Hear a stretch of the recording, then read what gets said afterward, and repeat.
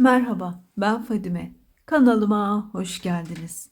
Bugünkü konumuzun ne olduğunu merak ediyorsunuz. Tığımı neden böyle tutuyorum? Bu çok büyük gizemler içeren, çok değişik, çok büyülü bir konu dermişim. Tabii bir yalan söylermişim. Çünkü neden? O kadar basit, o kadar saçma bir nedeni var ki aslında. Hemen anlatıyorum efendim. Ben bundan yaklaşık bir yıl önce, daha doğrusu 4 yıl önce çanta örmeye başladım. Ve jütipten örmeye başladım. Çünkü neden? Normal bir insan değilim. En zorundan başlıyorum her şeyin. Sonra yavaş yavaş kolayını buluyorum. Jütip biliyorsunuz çok zor bir iptir. Çok sert bir iptir. Ve bu yüzden de eli tahriş eder. Hele bir de deli gibi gece gündüz örüyorsanız ve 3 yıl her gün örüyorsanız eller artık çığırından çıkar, kanar. Benim ellerim artık öyle bir hale geldi ki her yeri nasır ve kan. İnanın markete gidip para uzatırken, kart uzatırken utanıyordum. O hale geldim. Tırnaklarım düştü, parmaklarım şişti. Bütün her yerim, her parmağım nasırdı. Ya böyle bir korkunç el yok. Hiçbir krem işe yaramıyordu çünkü devam ediyordum, jüt örüyordum. Gece gündüz örüyordum. Hiç dinlenmem yoktu. Yemek yiyip günlük işlerimi halledip onun dışındaki tüm hayatımda jüt örüyordum. Sonra bir gün oturdum. Videolar seyrediyordum yeni modeller bulmak için. Hani tedavi olayım da ben artık normal şeyler öğreneyim değil. Jütle başka neler örebilirim araştırıyorum. 10, 12, 14, 16. Bir tane fazla örmüşüm. Hemen dönüyorum ve örmeme devam ediyorum. Bir tane Rus hanım o kadar güzel jüt çantalar yapmış. Bayıldım. Bütün sayfasını inceledim. Ben de onlardan birkaç tane örnek aldım. Benzerlerini örmeye başladım. Sonra baktım. Kadıncağızın elleri pamuk. Bildiğiniz pamuk. O kadar jütü. O da örmüş. Ben de ördüm. Benim eller berbat. Dedim ki nasıl? Niçin bu kadının elleri bu kadar güzel? Benim ellerim niye bu hale geldi? Ben ellerimden yemek yerken parmaklarım acıyordu ve kanamaya başlıyordu. Yani o derece kötüydü ellerim. Hatta birkaç tane jüt çantayı yıkamadan satışa bile sunamadım. O derece kötüydü. Çünkü kan vardı çantada. Sonra efendim dedim ki acaba tutuşundan mı? Tutmasını öğrenmeye çalıştım. Ay ben kendi kültürümden utandığım için değil, anamdan, babamdan, büyüklerimden utandığım için değil. Ha böyle tutmuşum, ha şöyle tutmuşum. Sonuç aynı örgü. Hepimiz aynı şeyi örüyoruz. Yani birinde kulağını sağdan gösteriyorsun, öbüründe kulağını kafanın etrafından çevirip soldan gösteriyorsun. Bir fark yok. Sonuç aynı. Kulağı gösteriyorsun. Sonra ben zaman zaman şöyle tutuşu öğrendim. Ve gerçekten o kadar ellerim normale dönmeye başladı. Krem sürmeyi unuttuğumda bile normale dönmeye başladı.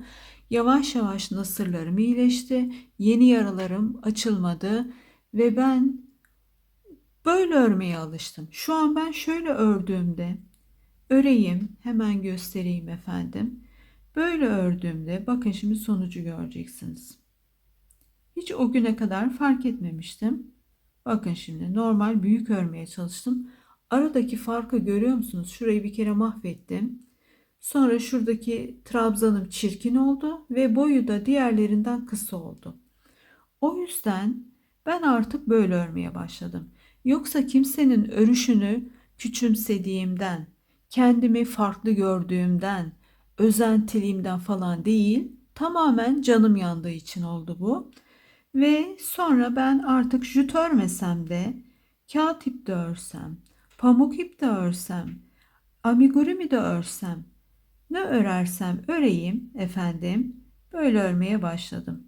Zaten araştırdığımda da şöyle bir sonuç çıktı. Dünyada tığ tutmanın iki yöntemi varmış. Biri bu tutuş, bunun adı kalem tutuşuymuş. Kalem gibi tuttuğumuz için böyle bir isim vermişler. Biri de şu tutuşmuş. Bunun adı da bıçak tutuşuymuş. Ben ilk kez duydum. Geçenlerde araştırınca gördüm. Bıçak tutuşu veya kalem tutuşu. Sonuç hepimiz aynı şeyi örüyoruz.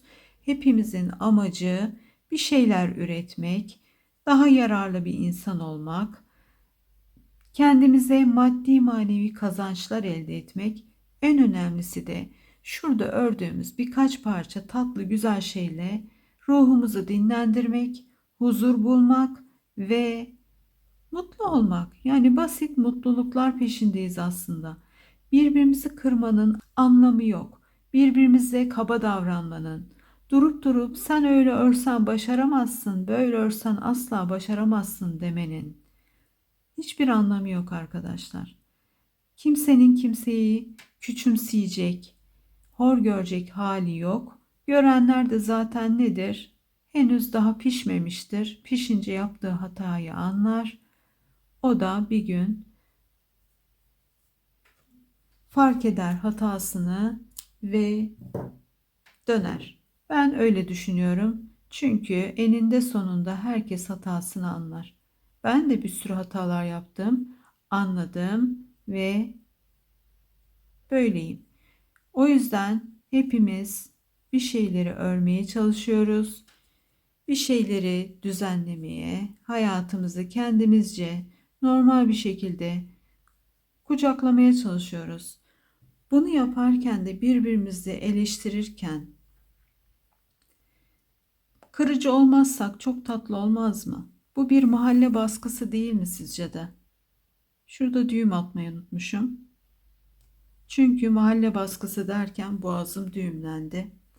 Biz gelişmek adı altında teknolojiye kucak açarken, teknolojik ortamlarda bile böyle YouTube'da, Instagram'da, orada burada, teknolojik şeylerde bile birbirimizi baskılayarak, tek tip hale getirerek aslında birazcık da robotlaştırıyoruz. Şurada yaptığımız küçücük sanatlardan bir şeyler öğrenmemiz gerekirken sanki ben bu şekilde örüyorum diye size bir şey demek istemişim gibi algılamanız hiç gereksiz. Çünkü benim kimsenin yaptığıyla işim yok. Neden böyle yapıyor, neden böyle yapmıyor diye de düşünecek vaktim de yok. Sizin de olmasın. Herkes nasıl mutluysa öyle yaşasın. Herkes bunu nasıl adlediyorsa öyle davransın. Ben bunun beğenirsiniz, beğenmezsiniz kendimce sanat yaptığımı düşünüyorum. Sanatında ne denir?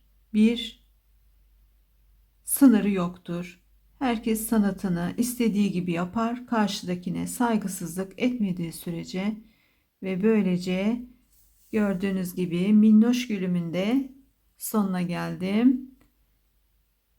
Evet efendim. Burada minicik, şurada iplerimi temizleyeceğim az sonra dikmeden önce.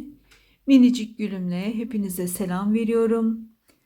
Lütfen ortak mutluluklarda buluşalım. Birbirimizi eleştirerek, küçümseyerek, hor görerek, dışlanmış hissettirerek bir yere varamayız. Hepinizi seviyorum. Hoşça kalın.